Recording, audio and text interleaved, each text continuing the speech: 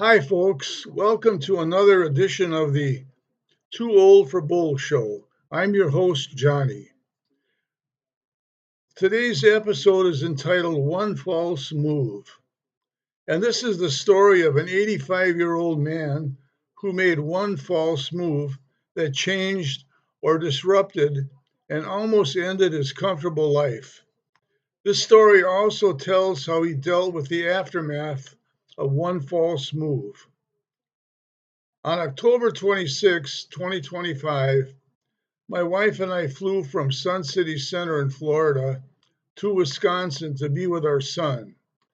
His wife passed away that very day from breast cancer. We spent time with him and then drove to our daughter's home in Plymouth, Minnesota to await the funeral service, which would be held on November 8th. We planned on flying back to Florida the next day. Plans can certainly change. Everything was going good in Minnesota until November 1st, 2025. I went into the garage to get myself a beer. There is a landing and then 3 steps down to the garage floor. I have gone up and down these stairs hundreds of times. I always close the door and carefully turn around, then descend the stairs. I really do not know what happened next. Maybe I lost my balance, focus, or concentration, but I flew from the landing to the garage floor. I landed hard on my hip. I swear that I heard the sound of a crack when I hit the garage floor. I could not move and kept yelling, "Help!" I laid on the garage floor for about a half hour before someone found me. The rescue squad was called and I was taken to a local ER. X rays were taken, and it was determined that my right hip was fractured. I was operated on the next day. One rod was inserted into the femur knob, and the other rod into the femur itself. The operation was a success, but my right leg was pretty sore. After 3 days in this hospital, I was sent to a rehab facility for an undetermined time. On the third day, I was giving some physical therapy, PT, and was able to walk 25 steps.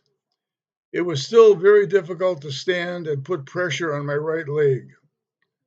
The next day, I had internal bleeding and was rushed back to the hospital where I was given blood transfusions. After several days, I was sent back to another rehab facility for an undetermined time. The physical therapy, PT, and occupational therapy, OT, I was given was excellent, and I was able to build up walking 450 feet with a walker. In addition to the many excellent exercises that PT had given me, they had me practice getting in and out of a car. So after 3 weeks of PT and OT, I was given a discharge date of December 13th, 2025. From the rehab center, we went to a hotel with a handicapped bathroom. We will be flying back to Florida on December 21st, 2025. So, what went through my head after the fall, the surgery, and during the rehab? The first thing I did was to thank God for this fall not being any worse than it was. If my head had hit the concrete with the same force that my hip did, you would not be reading this. I have been blessed with a very good life. I have been married to a wonderful lady for 61 years, have 3 wonderful children, been very successful in business, and lived a very pain-free life. That said, I try every morning to thank God for the wonderful life He has given me.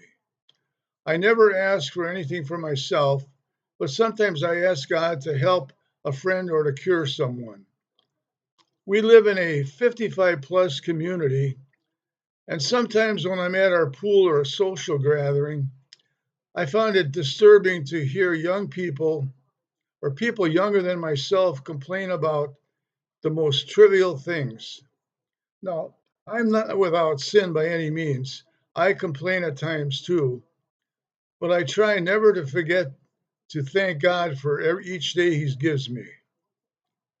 I have a podcast on YouTube entitled The Too Old for Bull Show, where I published a series of videos.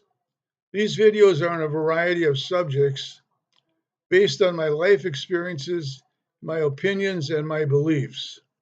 A few of these videos are a bit on the political side.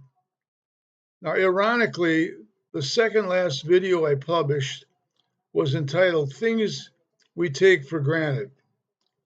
In this video, I mentioned such common things such as TV remotes, automobiles, cell phones, computers, and electricity that we all take for granted.